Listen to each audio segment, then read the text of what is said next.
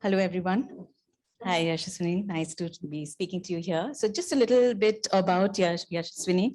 She's an art historian, and she has a PhD in history of art from the School of Oriental and African Studies, University of London, and has taught at Jawaharlal Nehru University, New Delhi, and Ashoka University, Sonipat. She previously co-edited Right of the Line, the President's Bodyguard on the Household Cavalry of the Indian Head of State. Yashaswini is an avid horsewoman as well. Let me first start by congratulating you on your solo debut book. The cover is so beautiful, and I must say, so is the prose inside, lucid, and then the story itself of the horse. Your book, it is essentially, as an ode to the horse, right? And in a sense, an epic wide scope, covering a wide scope as well. Yeah, thank you, Deepti. Thank you for the care with which you've read my book. And it is, I call it an ode to the horse because, first of all, I'm quite passionate about horses, and that is where the book is ultimately coming from. It's based on my own admiration and love of horses, but also because I think that we don't realize the extent to which horses were central to human civilization, right? I don't think that there's so limited literature on the role of the horse in the history of humans that I think that horses haven't got their due. If humans had not learned how to ride and domesticate horses, then the course of human history would have been quite different. So I think to that extent, the book is an ode to horses. As far as, I sort of, I don't quite call it an epic, but I do acknowledge epics. So, the great epics, the Ramayana and the Mahabharata, for example, and especially oral epics as source material. And to that extent, I have, in a manner of speaking, I have, in terms of the aesthetic form of the book, I have been influenced by oral epics that sort of integrate a number of different stories and a lot of characters. And obviously the horse had such a tremendous impact, and it permeated all aspects of life in the pre-mechanized era that, the horse's impact was epic. So to that extent, yes, I sort of use that word. So, essentially it is the story of the horse and yet the story of India, like it's spanning, like there's mythology, there's history, there is, a lot of other elements there. And then of course, later on in the book, you talk about, the power structures, like in the subcontinent too, like you've explored all of that. Could you tell us a little bit about how that came about, essentially from the point of just telling the story of the horse? Okay, so you very kindly mentioned my cover, and I did want to discuss this cover because it sort of encapsulates, it encapsulates the nature of this book, the aims behind this book.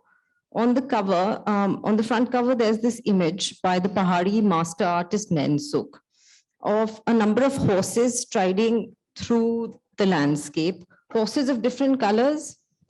So, thanks. So basically horses of different types and also number of riders. So there are, of course, elite male riders, but there's also a female rider. Then there are a number of servants surrounding sort of part of the entourage of the nobleman, the prince, who is the sort of the protagonist of the painting. So what I wanted to indicate is the multiple levels of interaction between horses and humans, how not just, I didn't want to write a very elite history of the horse because that would not have captured, wouldn't have captured the full extent to which horses were a part of life and how extensively they were experienced. They were ubiquitous, they were omnipresent. So that is the purpose. And on the back of the book is a painting by a Rajasthani artist, Bhakta. And that features a horse. So the horse is the central character. The horse is sort of larger than life. It is bigger than the man, the groom that accompanies the horse. But then it also highlights the role of the groom. The fact that the groom is smaller than the horse is a reflection of the social hierarchy by which the horse began to be seen as an elite animal. In the case of Rajasthan, the horse was associated with Rajputs, the ruling class of Rajputs. So all the unsung heroes, for example, grooms, stable hands, farriers, even the more ordinary people who rode horses, their relationship with horses has not necessarily been highlighted. There is that association with elitism. And yes, horses were very much a part of the power structure. They enabled it to a large extent. I mean, since about the 11th century onwards, cavalry the Indian warfare was dominated by the cavalry. There was a tremendous demand for horses. It was the mount of kings and emperors and generals. Large numbers of horses were imported into India. Increasingly, horses were being bred in India. Traders who imported horses from Central Asia through Afghanistan or from the Middle East through sea, from across the sea. They enjoyed a lot of influence. They had a lot of clout. In the case of the Afghan horse traders, that sort of steered the horse trade, that dominated the horse trade from Central Asia. That went hand in hand with soldiering. They were often mercenaries. They could raise mercenary troops. So they could rise to positions of great power. A number of the Delhi Sultanate dynasty, so like the Lodi dynasty, the Sood dynasty, they were all descended from horse traders, right? But like I said, horses were being experienced. They were like what cars are today. So they were being experienced by most sections of society. And I did want to write that kind of a total history. All of us have a story about a horse, whether it's through literature, whether it's through stories. And we've all heard of Chetak, Maharana Pratap's Chetak, and then there's Rani Jhansi's Badal. I had to Google that. I didn't remember the horse's name. And Bibi had Moti. Who's? Chand Bibi had a horse called Moti. Okay. There are many such stories in the book as well. And during lunch, we were talking something about Hyder Ali as well, right? So could you share with us some of those, heroes, so to speak, of the horse heroes of the past that's there in your book besides these? So the most coveted breed of horses were the Arab Persian horses from the Middle East that used to be imported by sea, through sea, and from the Middle East. And there was such a tremendous, from about the 12th century, cavalry warfare also became paramount in South India. So there was a huge demand for these horses. Not enough of these horses were being bred in South India. Some European travelers like Marco Polo were prejudiced and consequently disparaging of South India as a horse territory, that, you couldn't breed horses here. There was something wrong with the environment, and whatever horses were bred here were not up to the mark. Anyway, I think we have to take... Bangalore is a place to breed horses. Actually, right? yeah. So the thing is that is it's a slightly skewed view. It's a prejudiced view. It's not necessarily based on first-hand information, but obviously not enough horses were being bred. And, considering that South India was divided into so many different kingdoms, and they were constantly sort of fighting, they would fight among themselves. So they obviously needed a lot of horses, and they were so desperate for horses that they would book horses in advance. And there was a tremendous risk. So these journeys by sea were very traumatic for these horses. A whole lot of them would be packed into ships. The food would be sort of deteriorating, if not rotting. There had to be drinking water that was carried for them. They were all like very tightly packed in. Horses are, in any case, very delicate and sensitive. They're prone to illnesses like a colic. So, it was a very traumatic journey for them. And the turnover rate, the mortality rate was very high. So number of horses were constantly dying. And in fact, they were probably thrown overboard. The carcasses were thrown overboard. But these rulers, just because it was such a high risk trade, to make it to incentivize it, they would undertake to pay for those horses that were even lost at sea. Because otherwise the traders would drive a very hard bargain that no, unless you don't place an order for so many horses, we are not going to bother with this journey. So they would, and even those horses that were lost by sea, they paid up for those horses. And as long as proof, the traders showed either the tails or ears of horses. Right. Yeah, they used to. So they would chop off the tail and the ears before flinging the bodies overboard. And sort of history is just full of not just the generic horse, the horse purely as a war animal or a trade commodity. There are obviously statistics related to that, but history is also full of accounts of actual horses and their relationship with their masters, right? Like there is the oral epic of Pabuji from Rajasthan that I reference quite extensively, in which he's devoted to his black mare, and the black mare is supposed to be a reincarnation of his semi-divine mother, right? And what it signifies, and ultimately he achieves martyrdom and, goes to heaven on the back of his horse. What that signifies is that, it was not just, the horse was not merely a mount, right?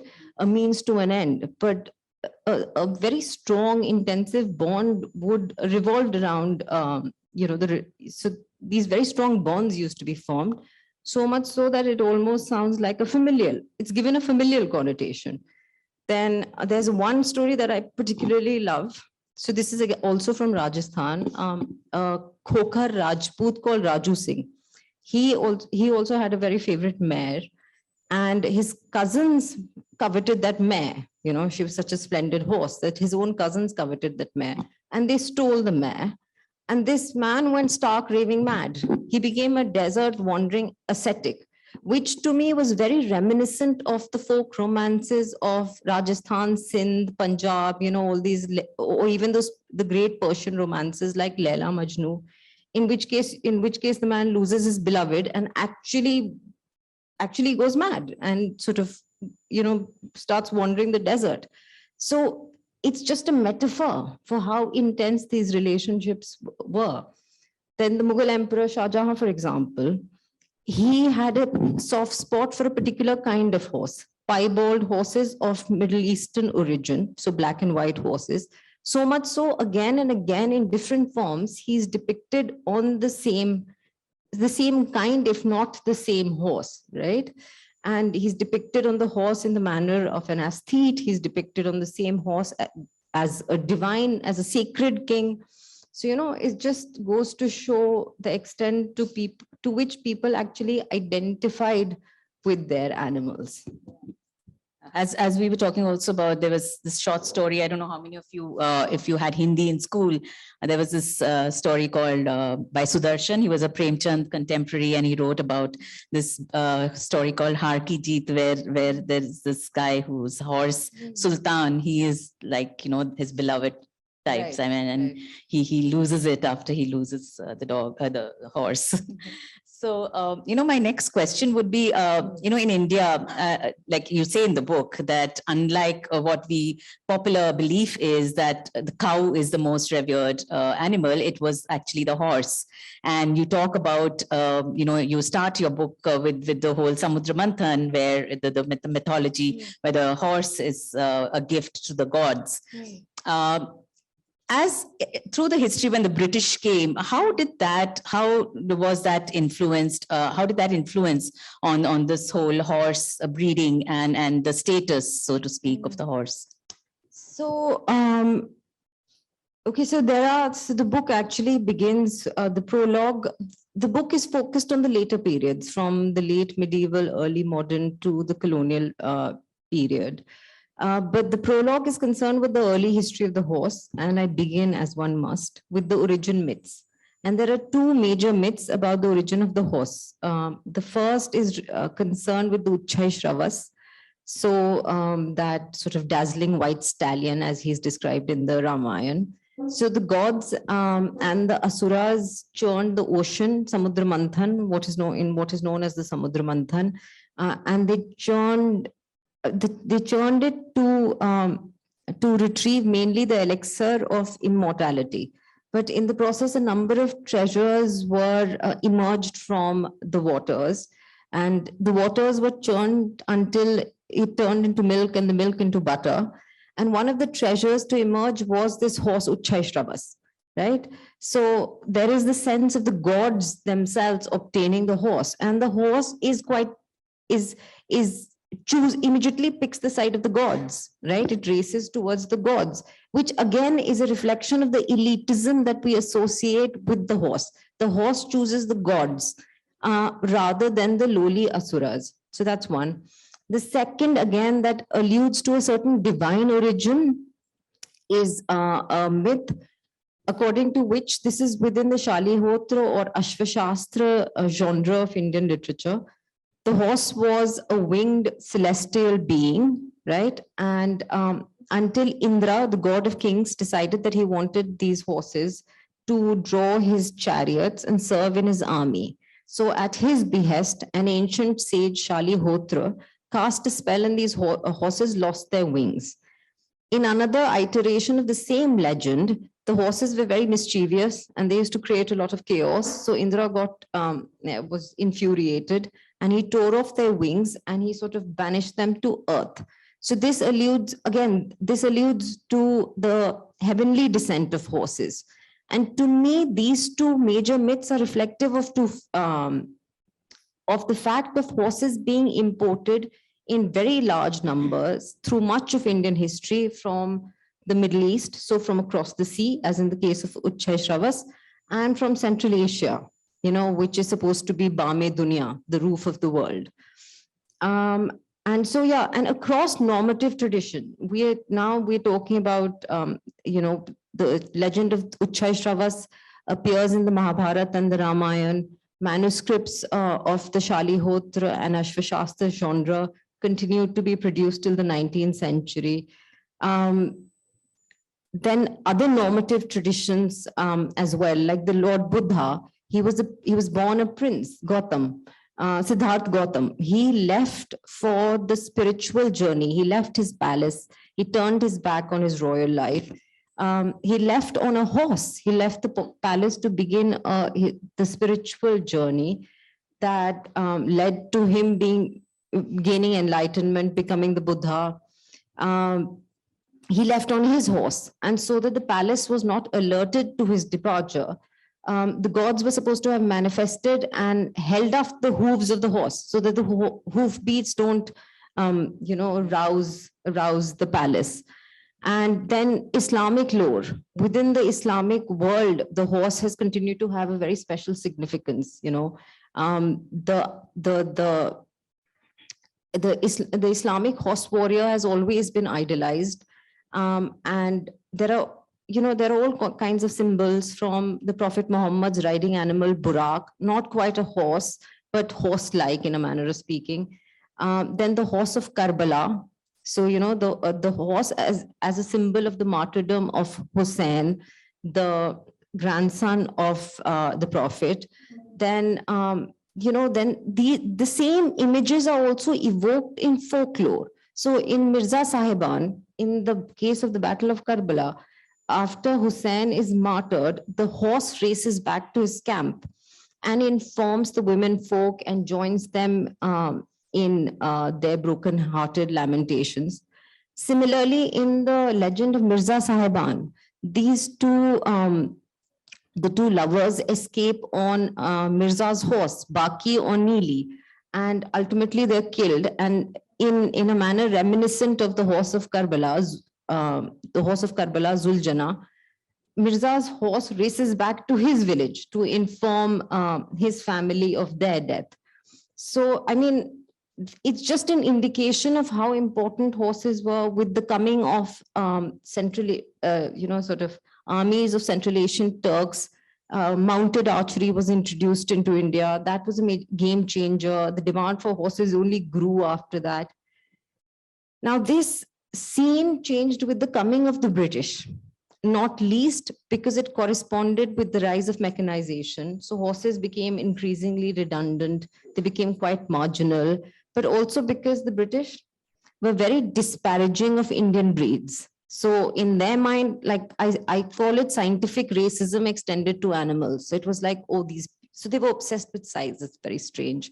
So they were they were constantly disparaging Indian horses for not being big enough. So, it was like, there's a problem with the Indian climate. Indians are not up to the mark. They are not big enough. The animals are not big enough, right? So as a result, the breeding of Indian horses, there was a setback to that. So much so that a few breeds even became, one breed at least became extinct. And even equestrian sports such as polo and racing, which had historically been practiced in India, were reinvented and standardized along international lines. You know, this is the time when a lot of non-fiction books have come out, right? A lot of writers are attempting, good non-fiction titles are out there, but there still remains, you know, this lack, the access to research material. And you being an academician and having you know, written this book extensively through a lot of your citations and notes itself run into like pages. What would you say to a nonfiction writer who's not an academician, how to approach research and how to approach, you know, going about writing a nonfiction? It's obviously easier if you've had academic and critical training, because then you are more aware of what your sources are, how to go about accessing them, how to read them critically, right? You had challenges with getting sources for your... I did. Like, the thing is that there was so little secondary literature for me to fall back on. There's such limited literature on the horse in India that I had to do extensive original research, which I could have in any case. What I would recommend is, the thing is that I think for any work of nonfiction, I think the distinction between academic works and narrative nonfiction or literary nonfiction should only be a matter of style. If it's history you're writing, right, then it doesn't matter whether you're writing for an academic audience or a general audience. It has to be as rigorously researched as possible. It has to be original. It has to be based on certain original ideas. Because otherwise, how are you contributing to the discourse? If you're rewriting what has already been written in an interesting way, then you're not really contributing to the corpus of knowledge, right? You're not contributing to the discourse. So I would suggest that you try and be as original as possible, have some original ideas, think critically about your material, do as much original research as possible. Read what is available, read widely around that subject till you get a sense of what your archives and sources might be, and look at and delve into them as deeply as possible. Sure. I think we can open the floor for questions. I'm interested to know if you have anything on the Vijayanagara and the Krishnadeva, the way he was, and the sheer numbers, I'm amazed and, sort of stunned by the numbers. Yeah. Of the horses, the horse trading that he was getting from Arab and other countries. Yeah. That is one thing, if you have anything on that. And secondly, what you said about the British, the colonial documents, the first thing they say about the Desi rulers is that whether they are well mounted or badly mounted. The first thing I noticed was when they say well mounted, I think what you said about the horses being very good in their standards, that do you have about when you talk about the South Indian kings and their armies, especially the Vijayanagara, do you have anything on that? There's quite a bit about the Vijayanagara Empire. They were like one of the biggest, they were one of the most, there was tremendous demand from the Vijayanagara Empire for horses. Sulabh Narasimha, I think, was the Vijayanagara emperor who is documented to have even paid up for horses that were dead based on the evidence of their tails.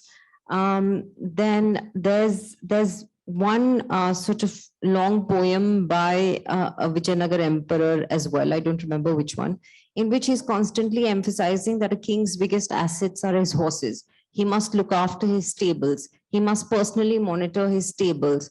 And he must try and make it possible. He must try and make his realm as conducive, as attractive to traders as possible, so that they come to him and they sell their horses to him rather than to a rival.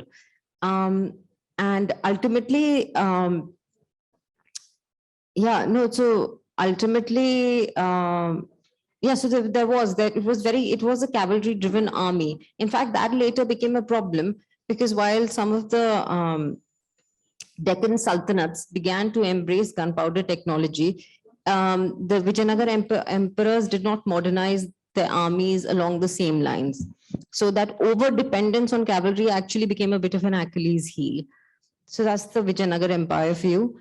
And second of all, yeah, like I was saying, as far as the British disdain for Indian equestrian practices, Indian breeds was concerned, to a large extent, it was a matter of the mindset.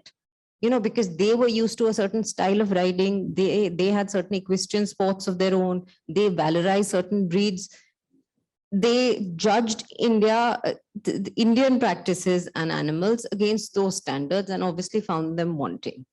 So yeah, so that whole culture of colonial domination inflected all these different aspects also, which we may not always be very conscious of.